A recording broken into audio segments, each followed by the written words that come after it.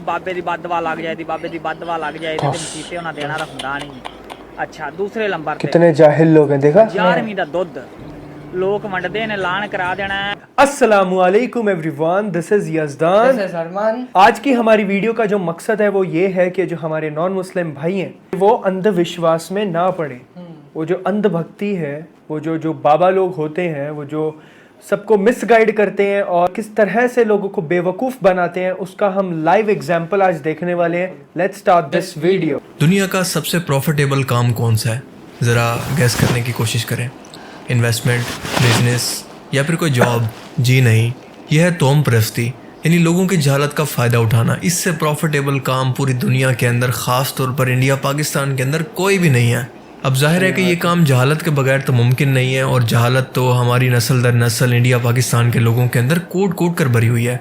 मैं आपको टिकटॉक पर मौजूद ये वीडियो दिखाता हूँ। मुझे नहीं पता कि ये किसी ने मजाक के अंदर बनाई है या फिर रियलिटी के अंदर ये बंदा इस तरह के बिज़नेस आइडियाज़ लाकर अपने बिज़नेस को चला रहा है। ये बंदा करता ये है कि कोई भी पुराना दरबार मौजूद होता है या फिर पुरानी कोई जगह मौजूद होती है तो वहाँ पर कभी पानी का नलका लगा देता है, या अगर कोई दरख्त मौजूद होता है तो उसके ऊपर कोई झंडे लगा देता है, या उसके ऊपर कोई ना कोई ऐसी चीज़ें डाल देता है जिससे लगे कि बाजार ये कोई बाबा जी का दरबार है। उसके बाद होता क्या है कि जहाँ पर आसपास मौजूद लोग अपनी तोम परस्ती की वजह से यहाँ पर आकर अपनी मुरादें मानना शुरू कर देते हैं, और ये इस चीज़ को रिकॉर्ड करके सोशल मीडिया पे डालता है। मेरा कारोबार कोई नहीं है। आए एक गल्ला रख लो और रोड के उत्ते झंडे बन दियो, खुला कारोबार। मैं 5000 10,000 दिहाड़ी कमाना। एक और साइड का गला पिया है, और नज़र आ रहा जना। मैं हूँ एक भरा 100 रुपया मैं दे के गया, मैं गले च पा दिता, तो थोड़े दिनों मैं ना एक दरबार भी बना लेना। साडा बाबा है ना, एक बमार जा रहा बेचारा, उन्हें इतना दरबार मैं बना लेना। बड़ा कारोबार, सारी उम्र असीं में भुले रहे हैं। कई मेरे भरा कमेंट करते हैं, यार असीं पिंड दे विच दरबार बना बैठे हाँ तो आमदन नहीं हो रही, तो आमदन का तरीकाकार की है मैं तुहानूं दसना। पहले नंबर ते दरबार बनाना है तो गुंबद नहीं बनाना। जो गुंबद बना लिया तो उन्होंने सीमेंट प्लस्तर नहीं करवाना। 5 साल तो 10 साल तक मरीद पैसा देना शुरू कर देंगे। दूसरा काम की करना है कि जमीनों के विच लोग साग कणक गढ़ते हैं, एक एक पूली एक एक किले च चुकनी। एक एक पूली चुकोगे तो तुहाडे साल की कणक भी बन जाएगी, तो साल का खर्चा भी बन जाएगा, क्योंकि वेच भी तुसीं लगोगे। तो लोग रोकणगे भी, बाबे दी बददुआ लग जाए, बाबे दी बददुआ लग जाए, तो मसीते उन्हां देना दा हुंदा नहीं। अच्छा, दूसरे नंबर कितने जाहिल लोग हैं, देखा 11वीं दा दुध लोग वंडदे ने, ऐलान करा देना कि भाई 11वीं दा दुध बाबे दा होना जी।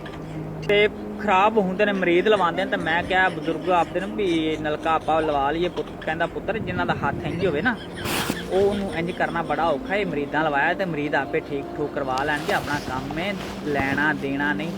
जे कोई होर काम नहीं कर सकते जे तो डाचियां लै लो। वेख ना मेरे मामे के पुत्तर, चाचे के पुत्तर जा रहे हैं पिंडां दे विच, इन्ना बड़ा माल इकट्ठा करना है। असीं फलाने दरबार तो आए हैं, फलाने तो आए हैं। बिजनेस आइडिया लिखा हुआ है ऊपर, हो जाए ना तो 5000 6000 रुपये दिहाड़ी खुली, तो 5000 के हिसाब नाल महीने का 1.5 लाख रुपया बनता।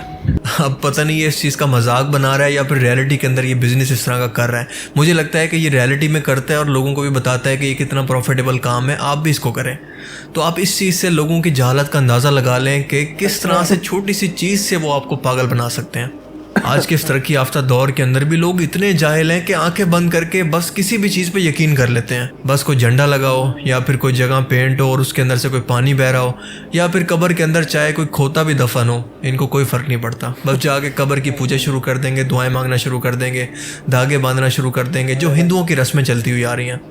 अब ये कारोबार क्योंकि जहालत या फिर इग्नोरेंस पर चलता है, तो इसी वजह से मुरीद गरीब से गरीब तर होते जाते हैं, और बाबा जी नई नई लैंड क्रूजर्स के अंदर घूमते हैं, नए नए घर खरीदते हैं, और उनके ऊपर पैसों की बारिश बोल रहा था मैं नॉन मुस्लिम, कितना प्रॉफिटेबल बिजनेस है यार, जस्ट इमेजिन। अच्छा, इंडिया जैसे मुल्क के अंदर आप ये एक्सपेक्ट नहीं कर सकते कि जहाँ पर इस तरह के बाबा मौजूद है और उनको वहाँ का मीडिया चाहकर एक्सपोज करे, अपनी मर्जी से एक्सपोज करे, पर ऐसा हुआ है। इंडिया का एक चैनल है जिसका नाम है TV9, वहाँ पर इस तरह के ढोंगी बाबास को लाइव शो के अंदर बुलाया गया, पब्लिक को बिठाया गया।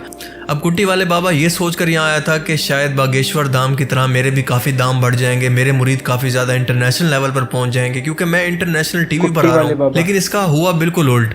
यहाँ पर टीवी शो पर आने के बाद इसकी ऐसी कुट्टी लगी, ऐसी कुटास लगी कि ये जिंदगी भर नहीं भूलेगा। अब एंकर पहले से तैयारी करके बैठा था कि इससे सवाल जवाब करेगा और इसके मिरेकल्स की हकीकत जानेगा। ये बंदा कहता था कि मैं कोई भी मिरेकल कर सकता हूँ, मौजा कर सकता हूँ, आपके फ्यूचर के बारे में बता सकता हूँ, आप दिल के अंदर क्या सोच रहे हैं ये चीज़ें मैं बता सकता हूँ। अब हुआ कुछ यूँ कि इस कुट्टी वाले बाबा को जब शो पर बुलाया गया तो उसने कहा कि मैं कई तरह के मिरेकल कर सकता हूँ। एंकर ने कहा अच्छा आप वाकई कोई मिरेकल कर सकते हैं, कोई जादू कर सकते हैं, तो क्यों ना आप इस शो के ऊपर हमें कोई मिरेकल को जादू करके दिखाएं या इस तरह का कोई मौजा करके दिखाएं कि हम भी आपको मानने लगें, आपके मुरीद भी पूरी दुनिया के अंदर बढ़ जाएंगे। तो बस ये कहना था कि उसका मजमे के अंदर से एक मुरीद खड़ा हो गया कि आप बाबा जी की बेइज्जती कर रहे हैं। अब बाबा जी को भी जलाल आ गया कि आप मुझे चैलेंज कर रहे हैं। एंकर ने कहा कि इसमें तो चैलेंज करने की कोई बात ही नहीं है, मैं तो बल्कि आपकी तबलीग को, आपके काम को पूरी दुनिया में फैला रहा हूँ कि आपके मुरीद मजीद बढ़ें, हम भी आपके मिरेकल को मान लेंगे, बस आप ये मिरेकल करके दिखा दें, कोई ऐसा मौजा करके दिखाएं कि जो हमें देखकर यकीन आ जाए।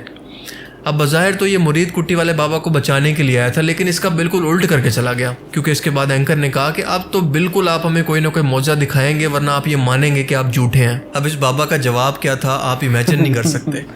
इस बंदे ने अपने होशो आवाज़ के अंदर कहा है कि मेरी शक्तियाँ सिर्फ मेरे दरबार के अंदर काम करती हैं, यहाँ पर वो काम नहीं कर सकती। टीवी के सेट के ऊपर मैं कोई मौजा नहीं करके दिखा सकता क्योंकि मेरी शक्तियाँ यहाँ काम नहीं करती। आपने मेरा मौजा देखना है तो आप मेरे दरबार में आए। ये तो आप दावा कर रहे हैं बाबा जी करते हैं, तो क्या करते हैं बाबा जी? अरे सरकार में ताकत होगी, अभी आज दूध का दूध, पानी का पानी सब करके दिखा। तो वही तो मैं कह रहा हूँ, एक बार वही कह रहा हूँ मैं। कोई भी शक्ति दिखा दीजिए अपनी, हम सब सलाम करेंगे आपको। चमत्कार करिए वरना मानिए कि आपसे गलती हो गई। मैं नहीं मानूंगा, चमत्कार की बात आपको स्वयं देखना है। आइए दरबार। कैन यू बिलीव दैट ये रियलिटी है, कोई मजाक नहीं हो रहा, और नेशनल टेलीविजन के ऊपर ये सब कुछ हो रहा है। कितने बड़े ये बोंगे हैं और कितने बड़े ये ढोंगी हैं, और उनसे बड़े कितने बड़े ये जाहिल हैं जो इन पर यकीन करते हैं इन लोगों पर। लेकिन इस एंकर ने जो इसे यहाँ पर जलील किया ना, ये पूरी जिंदगी नहीं भूलेगा।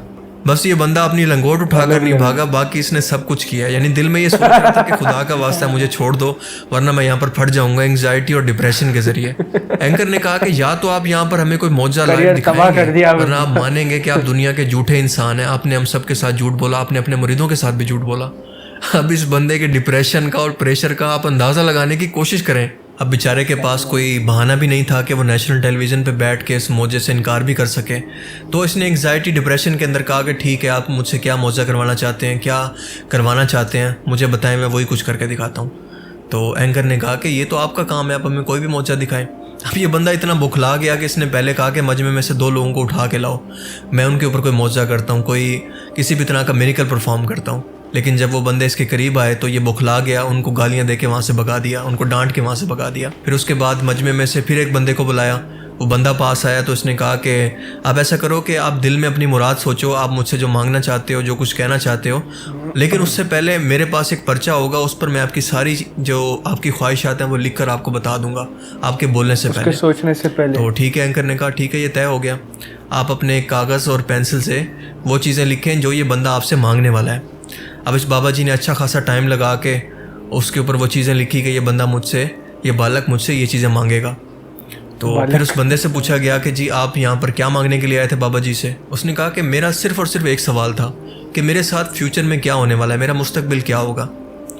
तो उसके बाद अब बारी आई बाबा जी के इस पर्चे को खोलने की।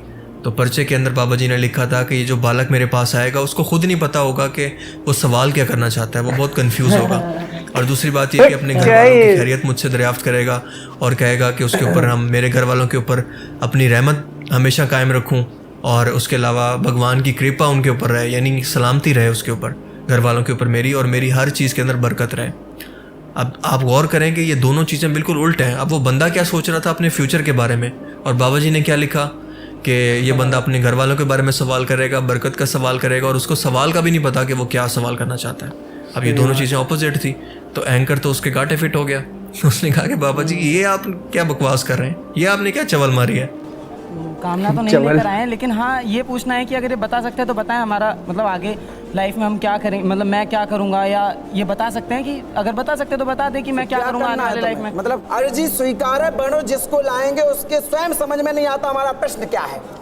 उनको तो समझ में आया प्रश्न, सुनो क्यों, उनको तो समझ में आया प्रश्न। घर परिवार उसने तो प्रश्न पूछा, आशीर्वाद सरकार का कृपा होगी।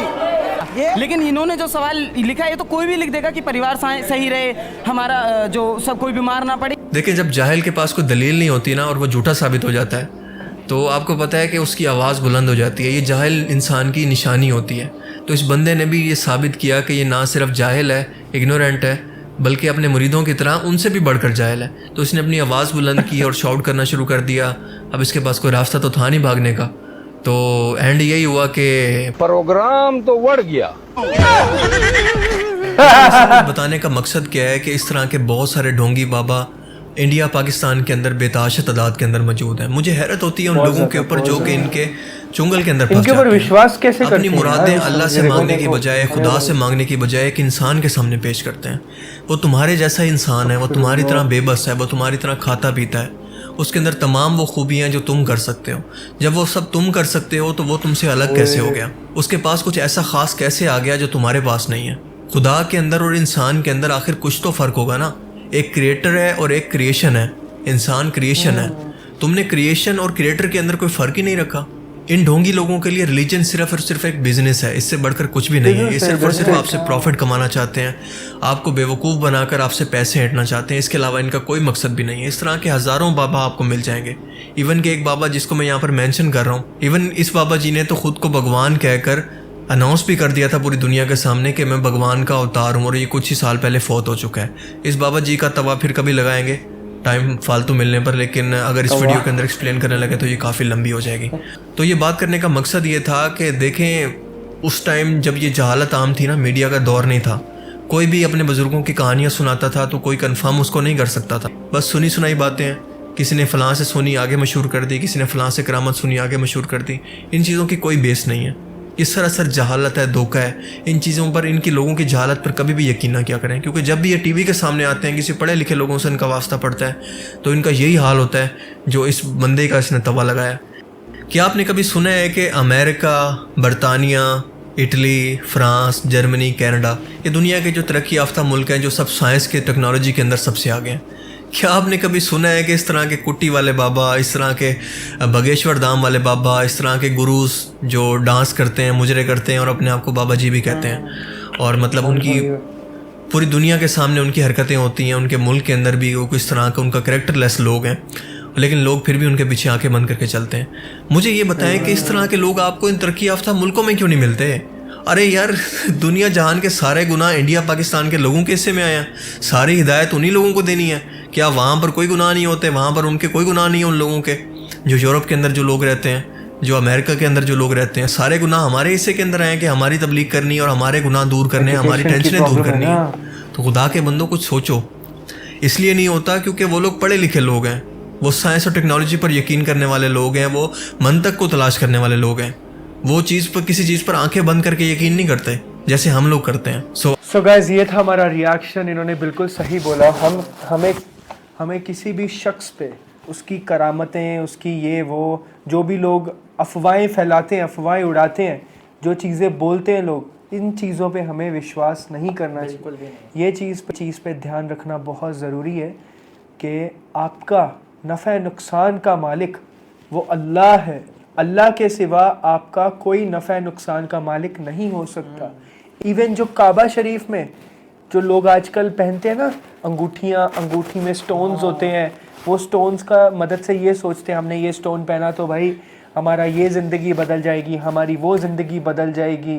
अगर कोई स्टोन किसी की ज़िंदगी बदल सकता तो वो है जन्नती पत्थर, हजर अस्वद काबा शरीफ में जो है। बट जैसे कि हम सबको पता है कि ना ही वो हमारे नफ़े का मालिक है, ना ही नुकसान का। हमारे नबी करीम सल्लल्लाहु अलैहि वसल्लम उसे चूमते थे, इस वजह से हम उनके उम्मती होने के नाते उस चीज़ को करते हैं, उसको चूमते हैं। जब अल्लाह का घर काबा शरीफ मक्का में जो है वो हमारे नफ़े नुकसान का मालिक नहीं हो सकता, तो जो ये बहुत सारी जो ये चीज़ें जो हमारे सामने आती हैं, इतने सारे बाबाओं के ज़रिए, इतने सारे मतलब मैं कल देख रहा था कि एक दरगाह थी, वहाँ पे एक दरगाह की चौखट पे, जैसे एक मंदिर की चौखट होती है ना, मुझे लिटरली वैसे फील हुआ, एक मंदिर की चौखट के जैसे वैसे एक दरगाह की चौखट थी जहाँ पे आटा गिरा हुआ था। और वहाँ की करामत ये थी कि उस आटा को नीचे से ऐसा जहाँ से लोग पैर रख के जाते हैं, उसको खाने से बंदे की आंखें आ जाती हैं। मतलब ऐसी ऐसी करामत है, इतनी बड़ी दरगाह भाई, इतनी बड़ी। और ऐसी, ये तो एक चीज़ बोल रहा हूँ, ऐसी हज़ारों लाखों चीज़ें। तो चलो किसी ने बना दिया तो वो बना दिया, मुझे ये समझ नहीं आता कि हम मुसलमान, एक अल्लाह पे यकीन रखने वाले लोग, हम कैसे इस चीज़ को बिलीव कर सकते हैं कि अल्लाह के सिवा कोई और आपके नफ़े और नुकसान का मालिक हो सकता है। कोई नहीं हो सकता। इस चीज़ पे थोड़ा सा अपना लगाओ भाई, प्लीज़, इट्स अ रिक्वेस्ट। एक इंसान, वो भी इंसान है, तुम भी इंसान हो, वो तुमसे बढ़ के नहीं है, तुमसे बढ़ के वो एक ही चीज़ में हो सकता है, वो है अमाल। अगर पूरी दुनिया में इंसानों में सबसे अफजल इंसान जो है, जिसका कोई मुकाबला नहीं है, वो है हमारे प्यारे आका सल्लल्लाहु अलैहि वसल्लम, मोहम्मद सल्लल्लाहु अलैहि वसल्लम। That's it. उनके, और उनसे भी हम मांग नहीं सकते हैं। सोचो, अगर हम उन्हें सजदा नहीं कर सकते, हम उनसे मांग नहीं सकते, तो हम किसी और से कैसे मांग सकते हैं? सो इस चीज़ पे ज़रूर ध्यान दीजिए। जज़ाकल्लाह खैर, फ़ी अमान अल्लाह।